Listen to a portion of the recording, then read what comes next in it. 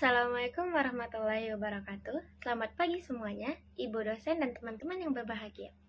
Pertama dan utama sekali, marilah kita panjatkan puji dan syukur kita atas kehadirat Allah Subhanahu wa Ta'ala yang telah memberikan kesempatan kepada kita semua sehingga bisa menyaksikan video ini. Yang terhormat, Ibu Dewi Febriani selaku dosen pengampu mata kuliah Hukum Bisnis dan Regulasi, serta teman-teman yang saya hormati. Perkenalkan, nama saya Dinisa Devindaru. Saya selaku moderator dan pemateri pertama dalam forum diskusi materi tentang hukum bisnis dan sistem hukum di Indonesia. Adapun anggota kelompok saya yaitu Diva Ananda Ramli. Baiklah, langsung saja kita lanjut ke sesi selanjutnya, penyampaian materi. Maka untuk itu, sebelum mulai, marilah kita membaca basmalah bersama-sama. Nah, di sini saya akan menyampaikan materi mengenai hukum bisnis dan sistem hukum di Indonesia. Yang pertama, hukum dan masyarakat. Hukum dan masyarakat merupakan serangkaian peraturan yang mengatur kehidupan manusia dalam bermasyarakat, serta memberikan sanksi bagi masyarakat yang melanggar peraturan tersebut. Hukum dalam masyarakat ini biasa dikenal dengan norma, merupakan suatu kesatuan yang tidak bisa dipisahkan dari kehidupan manusia. Hal ini dipengaruhi oleh proses interaksi sosial. Semakin tinggi intensitas interaksi sosial, maka semakin tinggi pula hukum yang berlaku dalam masyarakat. Nah, hukum masyarakat ini terbagi menjadi 4 bagian. Yang pertama, norma agama, merupakan petunjuk dari Yang Maha Esa agar menjauhi larangannya dan menjalankan perintahnya. Yang kedua, norma kesusilaan, nilai yang berkaitan dengan tingkah laku individu atau etika dalam bermasyarakat. Yang ketiga, norma kesopanan, aturan yang berisikan nilai sosial yang mengatur cara bertingkah laku dan interaksi sosial.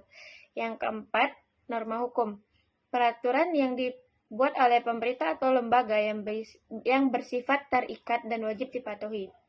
Yang kedua, sistematika hukum.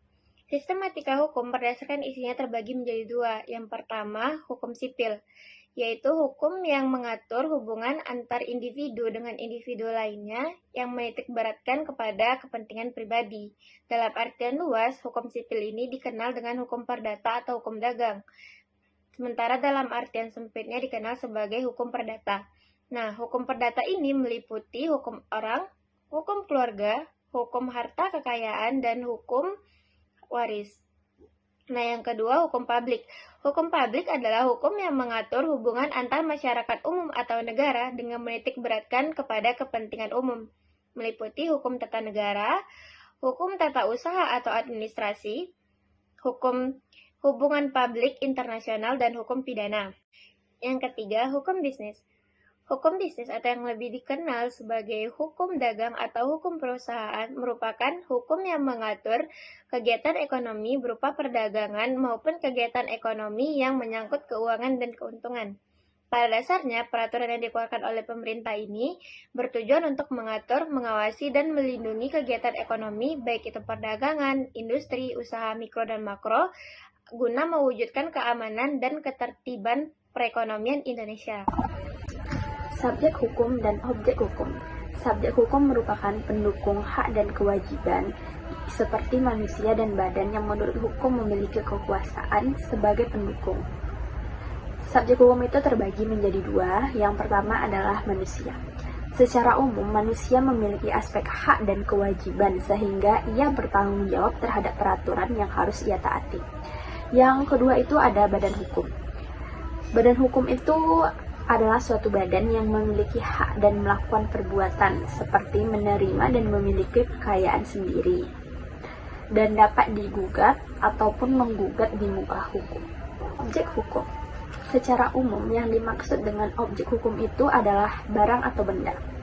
Benda-benda yang harus kita ketahui itu yang pertama adalah benda yang berwujud dan benda tidak berwujud.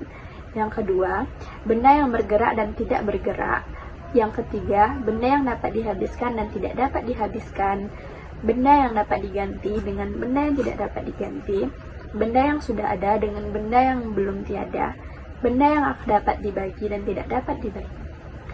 Menurut pasal 499 KUH Perdata, kebendaan adalah tiap-tiap barang dan tiap-tiap yang dapat dikuasai oleh hak milik. Sumber hukum. Secara umum, ilmu hukum merupakan aturan yang mengikat negara untuk mengatur wilayahnya. Macam-macam sumber hukum itu ada 5. Yang pertama adalah undang-undang, yang kedua kebiasaan, yang ketiga traktat, yang keempat jurisprudensi, yang kelima adalah doktrin dan revolusi. Sistem hukum di Indonesia. Sistem hukum di Indonesia itu terbagi menjadi 3, yaitu sistem hukum kontinental, hukum adat, dan hukum Islam. Sistem hukum kontinental mengutamakan peraturan tertulis seperti undang-undang. Sedangkan hukum adat adalah hukum yang bersumber dari norma-norma yang ada di masyarakat. Hukum Islam. Hukum Islam itu berlaku secara yuridis formal atau peraturan yang telah disahkan oleh pemerintah. Sekian materi presentasi hari ini. Apabila ada salah kata dan kurangnya materi, kami mohon maaf sebesar-besarnya. Saya akhiri. Assalamualaikum warahmatullahi wabarakatuh.